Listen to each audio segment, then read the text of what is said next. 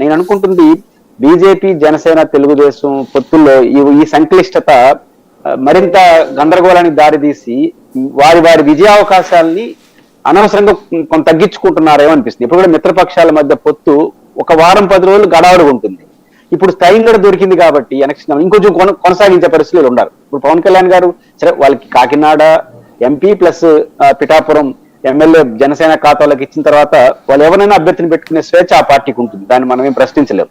కాకపోతే నేను అనుకుంటుంది వారి ప్రకటన మరింత గందరగోళం చేయడంతో గందరగోళం కన్నా జనసేన యొక్క క్యాడర్ని డిమోరలైజ్ చేస్తుంది. ఇటు ఎంపీకి కూడా పోటీ చేసే ఆలోచన ఉన్నాను ఇది బీజేపీ వాళ్ళు చెప్తే అంటున్నారంటే అది పెద్ద రాంగ్ సిగ్నల్ వెళ్ళిపోతుంది.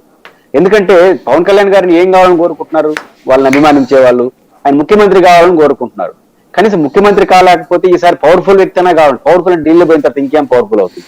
రాష్ట్ర రణక్షేత్రాన్ని వదిలేసిన తర్వాత ఇంకేమవుతుంది? అంటే ఆయన పోటీ చేస్తానని చెప్పలా, పెద్దలు చెప్తే ఆలోచిస్తాను అంటున్నాడు. ఆలోచిస్తున్నానంటే ఆప్షన్ ఉన్నట్టే కదా.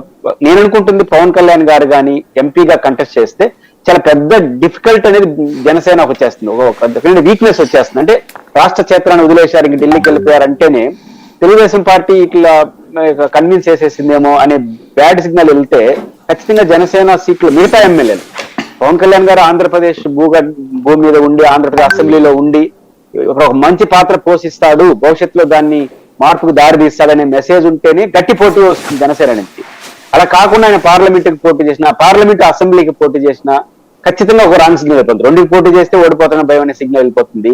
ఎంపీగా పోటీ చేసి ఎమ్మెల్యే వదులుకుంటే ఇంకా రాష్ట్రాన్ని వదిలేశాడనే భావన వెళ్తే జనసేన మిగిలిన 20 సీట్ల అసెంబ్లీ సీట్ల పైన గెలుపు పైన ఎంతో కొంత ప్రభావం పడే అవకాశాలు ఉంటాయనేది ఆ పార్టీకి నేను అనుకుంటున్నది. అది నిజమైతే.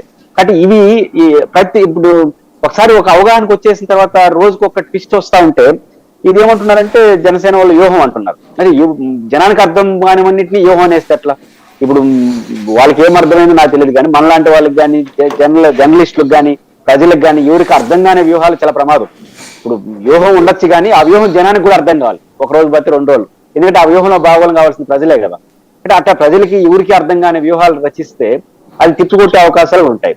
ఏమంటుంది ఈ పొత్తు వీళ్ళ వ్యవహార శైలి చూస్తున్నప్పుడు పరస్పరం అనుకూలంగా కాకుండా పరస్పరం బలహీనపరిచేట్టుగా ముందరకాల బంధం లాగా మారే పరిస్థితి కనిపిస్తా ఉంది. అందుకని పొత్తులకు సంబంధించి ఒక అవకాశవాదం అనే పదం నేను వాడుతున్నాను. ఎందుకంటే మన సభలో వాళ్ళ శ్రేణులు కానీ వీళ్ళందరూ ఏం ఎక్స్పెక్ట్ చేశారు మోడీ గారి నుంచి? ఈ రాష్ట్రానికి ఏం కావాలో ఎక్స్పెక్ట్ చేయలేదు. ఇప్పుడు ఉదాహరణకు చంద్రబాబు నాయుడు గారి ప్రసంగంలో కానీ పవన్ కళ్యాణ్ గారి ప్రసంగం జగన్మోహన్ రెడ్డి గారు మీరు వేధిస్తున్నారు, వ్యతిరేకించండి, ఓడించడానికి ప్రయత్నించండి, తప్పేం లేదు, అది మీ రైట్. కానీ ఈ రాష్ట్రంలో ఎందుకు పొత్తు పెట్టుకున్నారు? బయటికి ఏం చెప్తారు? డబుల్ ఇంజిన్ సర్కార్ రావాలి, ఆంధ్రప్రదేశ్ లో కేంద్రంలో బీజేపీ అనుబంధంగా ఉంటే మంచి, గుడ్, నేను కాదను, గతం ఏమైందో పక్కన పెట్టేద్దాం.